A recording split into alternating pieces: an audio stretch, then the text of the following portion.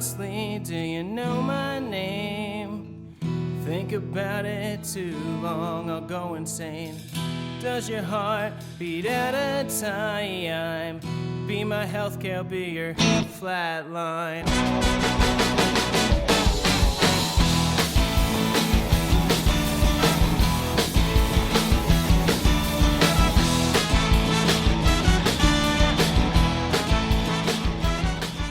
Hey everyone, I'm Mackayla. Welcome to the Soundtrack of Our Lives podcast. We're going to jump right in with the two hardest questions of all.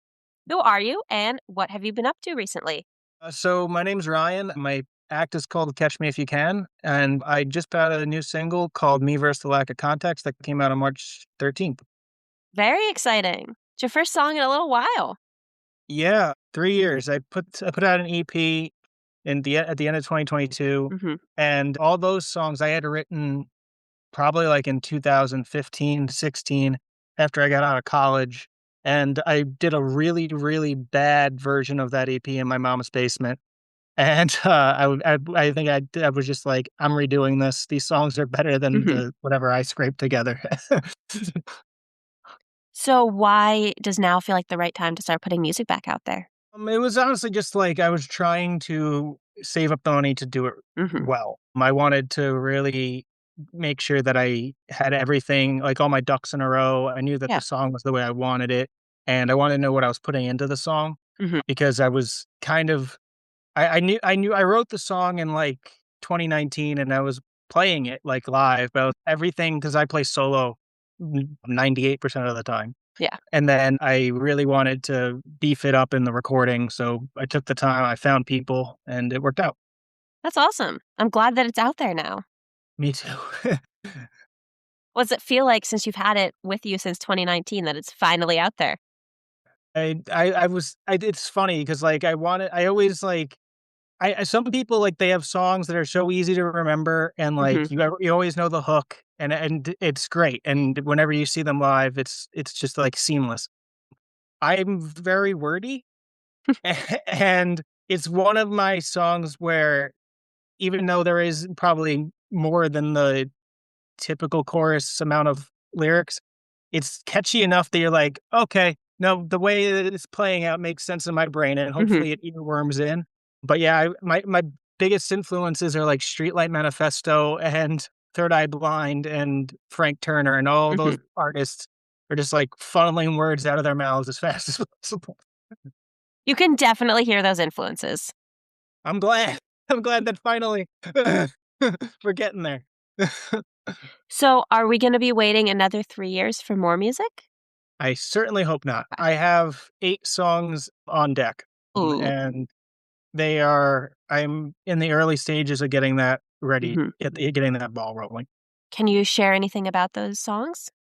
Sure. I would say most of them are a little bit more politically charged than what I normally write, because normally I used to write screenplays a ton, and I would pull pieces of them and turn them into songs instead of trying to write about my life because I'm not that interesting.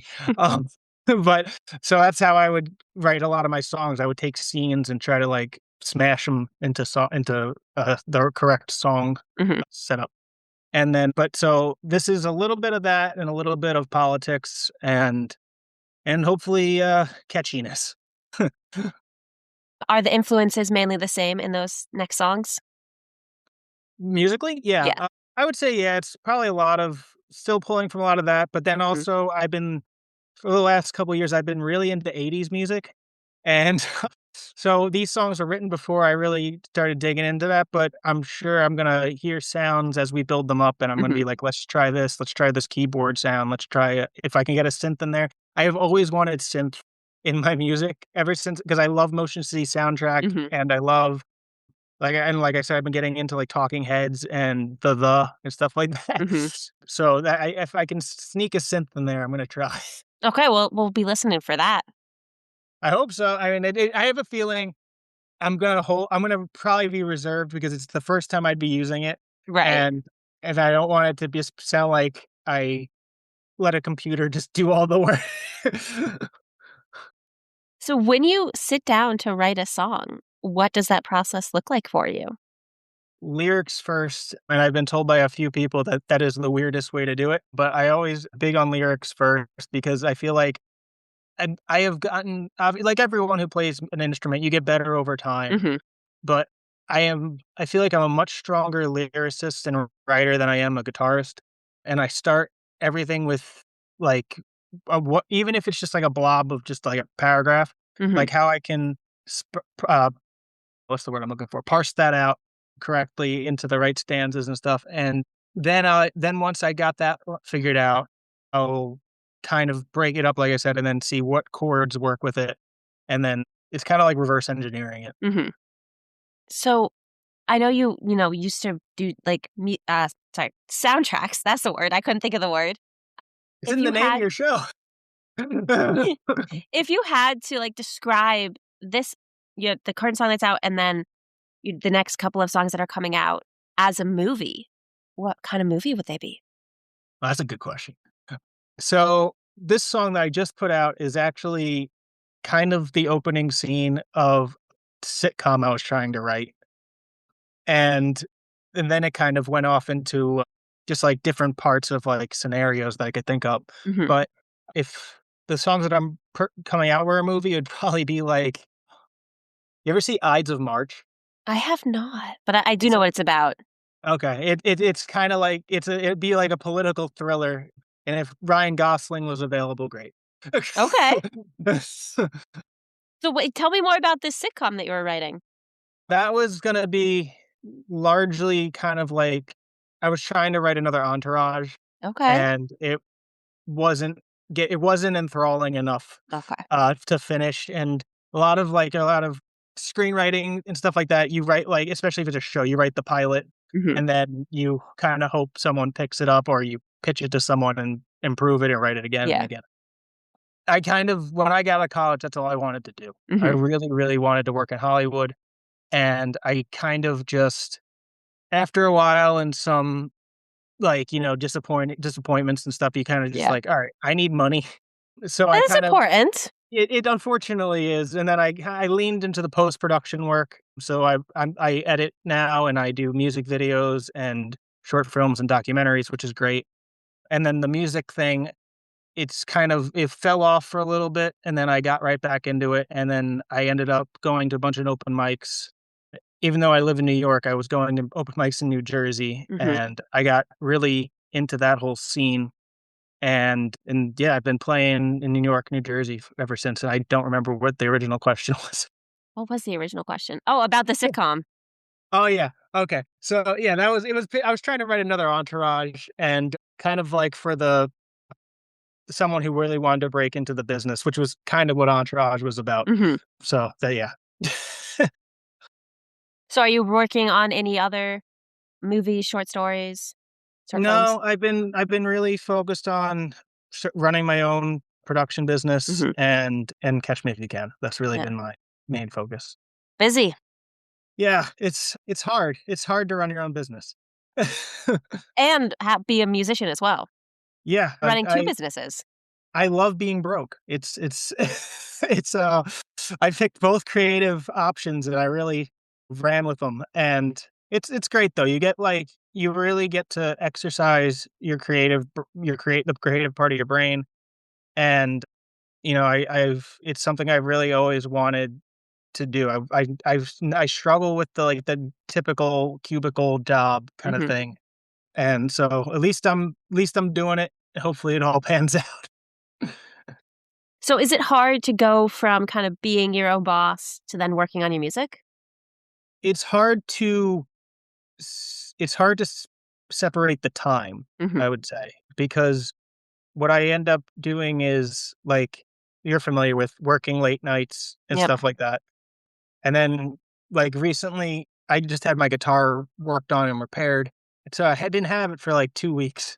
And so I hadn't really practiced in 2 weeks, and I have a show on Saturday. And just before this, I was practicing. I was like, "Oh, that 2 weeks made a difference." Oh, so I'm like trying to remember lyrics and stuff. And so, yeah, it's sometimes hard to just kinda, like, put time aside, like, "Okay, well, this job that I have for editing is taking longer than I expected it to, Mhm. and I have a gig coming up. So how can I make the best of both worlds, still meet a deadline, and also do what I was asked to do at a show? So, it's tough sometimes, but I do try to strike a balance where I can. Mhm. I feel like the work-life balance is never perfect. Yeah, if you figure it out, we could do a reverse podcast because I'm gonna interview you on that. I think it's impossible to figure out, honestly, because Yeah, you always I want more of something. Like, if you have more life, you're gonna be like, "Well, I need money," so you'd work more and then have less of a life. yeah, for sure, and it also, like, especially if you're running your own business, you don't necessarily get to decide when the work shows up, Mhm. and that's always, like, because sometimes, and as a freelancer, which more or less I am, I can go long stretches without work, and then you start to sweat a little, and you're just kinda like, "Okay, how can I keep my brain productive and do things productive for the business?" So a lot of the times, if I do end up in those stretches where it's like not as busy, Mhm. I will write. Like I will try to come up with new song ideas, and I will try to. And hey, if a fresh script idea comes up, I'll try to run with it too. Just to probably what will happen to that is it'll turn into a song. Well, that's an interesting way to start your songs. I feel like that's very unique. A lot of it was because I just didn't want them to be wasted, Mhm. like the ideas, and also I didn't want to write about people I knew because just like sometimes it ages poorly and you Yeah. just don't want it because like you could be mad at someone, write a song, and then a year later you're friends again and you're like, Mhm. oh, hope they don't know. Awkward. Yeah. So, you mentioned that you have a show coming up. For somebody who hasn't seen you live, what could they expect from a live show? So I I do put in a lot of I do try to put in at least two or three covers into every set. Mhm. Usually it's Counting Crows or Gaslight Anthem or the Messengers. Other times I can, if I'm feeling, actually, this was what I was doing for a while, especially when I was doing like restaurant gigs. I would because I was still definitely like, this was like 3 4 years ago now. I Mhm. was trying to get a lot more proficient at guitar. And so what I was doing is as I was learning songs, I was picking up that most pop songs are exactly the same. Mhm. And I was making mashups, which, as easy as they are, it always impresses somebody. So like I'm playing in like coffee shop or restaurant, and you always get someone who's like, and they're like, this took me like 10 minutes. But yeah, a lot of mashups, a lot of covers, and then I've actually the recent last couple of years, I've tried to slow down a lot in terms of I'd rather play 7 songs perfectly, Mhm. so that's what it's in your brain when you leave, instead of me trying to get as many of my songs in a set as possible, which is Right. what I used to do, and they'd always get sped up to the point where nobody remembers them. Right. Yeah, people remember the 7 perfect songs. Mhm, and which I think is way now I realize is way more important. Right. I think it's harder when you're starting out. You're like, everyone needs to hear everything. Mhm.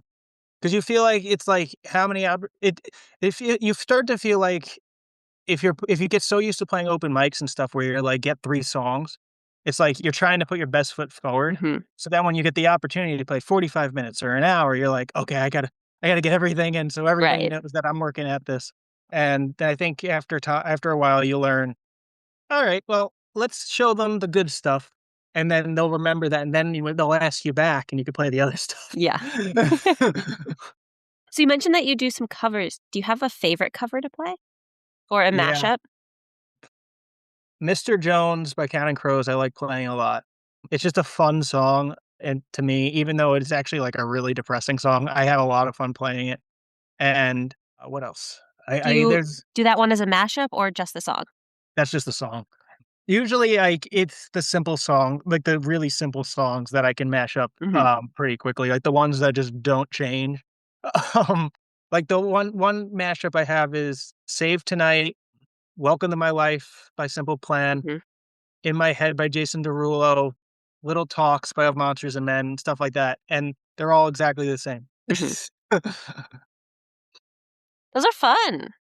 Yeah, I like it's a good creative exercise too, I think, because you end up, like, really learning just, like, how like, it's a very easy way to just figure out what chords work with each other. Mhm. And then if you learn all those songs, A, you have them in your back pocket now, Yeah. and B, like, you can kind of just figure out what you wanna create from that and maybe what kinda sounds you want. 'Cause Mhm. they're not all necessarily the exact same chords either. Like, they are, but they're just like maybe they're using bar chords, maybe they're Right. using, open chords or power chords, whatever. Yeah, it is interesting how much songs sound the same, but yet are so different. Yeah, and especially once you start switching instruments.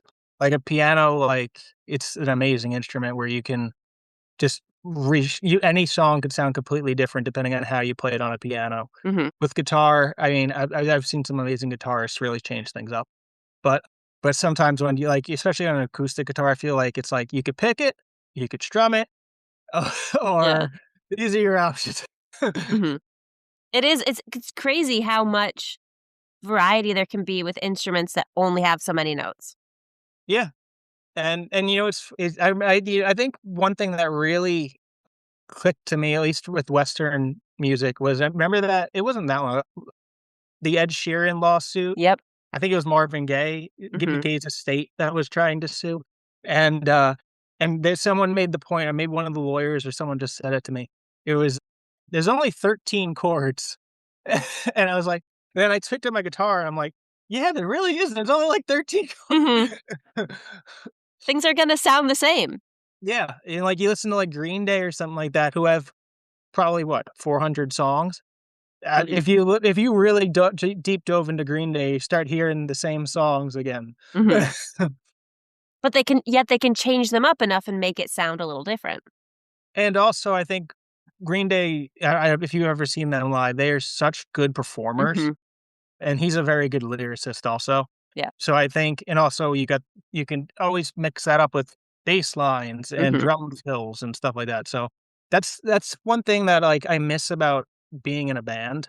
Like, I had been in a bunch of bands, none of them they all kinda fell apart one way or Mhm. another. So at one point around 2012, I was like, "Let me do this myself," because I still wanted to play. Yeah.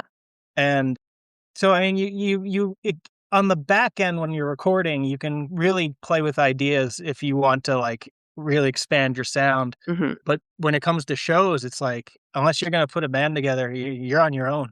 Do you think you would ever put a band together? Yes, Okay. after these are done, that is something I'm really gonna focus on because I want because now especially with the single, which now has horns and drums, and there was a version of it where there was, like, harmonica and stuff too. I want I wanna be able to actually put that out there Mhm. physically. That would be very cool. Yeah, I hope I can do it. It would especially with the influences I have, like, I Mhm. mean, it would make sense to do the full thing. Yeah, and there's always there's a lot of energy when there's one person on stage, but I feel like it gets multiplied when there's more.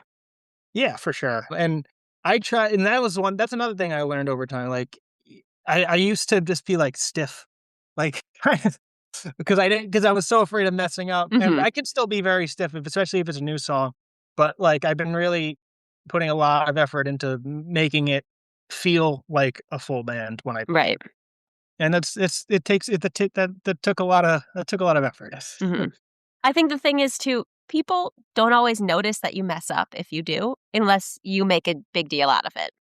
Yep, and that was some brain training on my end. Mhm. Unless it's somebody who's been to every show, knows the songs like the back of their hand, but For sure, and, yeah. I've had a couple people who have been to enough shows where they'll be well, you know, it's funny, I played a cover once, and with a friend of mine who was there, and they had seen me enough, they knew I do the mashups and stuff, Mhm. and, it was actually Mr. Jones, and I messed up the ending, and and he was like, "I like the cover," and I was like, I messed up the whole back end of the song." He's like, "Oh, I thought you were just doing a Ryan thing." And I was like, "Oh, okay, I guess I've defined my mess ups as the Ryan thing." That's cool. Yeah, I made my own excuse. Yeah. I think people are gonna mess up. It's just life. Yeah, and I think what makes you and this is not a pat on my own back, Mhm. but I think what makes you a good musician or someone who at least can think on their feet is if you mess up, you know how to recover. Yeah. And I think that so it's like you might have hit 3 wrong chords in a row, and if you catch yourself, alright, just transition into something else. Mhm. And, maybe you could play it off because 'cause they're gonna as long as you don't stop, they're gonna be like, "I guess that was on purpose." Right. Yeah, you just play it off as a joke. Or that. Yeah. Yeah, I mean, I've also been working on my stand-up no, I haven't. That's the next phase. That's the next thing that I need to do, I guess. So, before I ask the last question today, was there anything else that you wanted to mention or talk about? Sure. I think yeah, you could find the song on all the streaming services. It's called Me Versus the Lack of Context, and I'm hopefully gonna have I've been making, like, a lot of video content for it, but hopefully gonna have either a lyric video or a music video in the near future, Ooh. and I don't know when this is coming out, but I have a bunch of shows in the spring, Mhm. so keep an eye on my socials. My Instagram is at CMIYC Music for TikTok, Instagram, Facebook, the whole Blue Sky, and yeah. Awesome. So, our last question is, what is the soundtrack of your life? Hmm, that's a hard question. In terms of music, I assume you mean? It's however you wanna answer it, because it is your life. That's true. I know that doesn't help. Hmm, if I had to pick, like, an actual if I'm gonna be literal, because since movies influence me so much, if I'm gonna pick an actual soundtrack, the Spider-Man 2 soundtrack from, like, 2004. If you Okay. actually if you listen to all those if especially before, like, Avengers and all that, those superhero movie soundtracks were fantastic. So, that one specifically stuck out to me, and it was one of the first CDs I ever had, so we'll go with that. That's awesome. You knew it right off the bat. Yeah, it was sitting right there, so Awesome. Well, thank you so much for taking the time to chat with me today. thank you. This was fun. Of course. Have a nice rest of your day. Honestly, do you know my name? Think about it too long, I'll go insane. Does your heart beat at a time? Be my healthcare, I'll be your flatline.